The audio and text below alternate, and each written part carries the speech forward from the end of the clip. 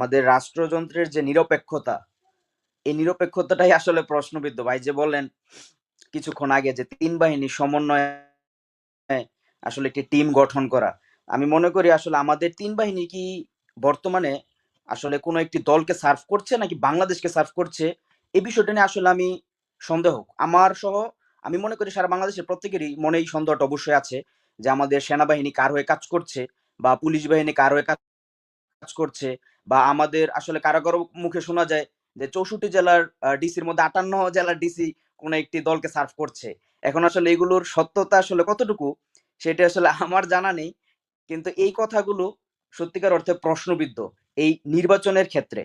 তো আমি মনে করি যদি নির্বাচনকে আসলে সুষ্ঠুভাবে সম্পন্ন করতে হয়, আমি ব্যক্তিগতভাবে মনে করি আমাদের নিরপেক্ষ একটি, এই যে ভাই যে বললেন যে ৩ বাহিনীর সমন্বয়ে একটি টিম গঠন করা অবশ্যই উচিত।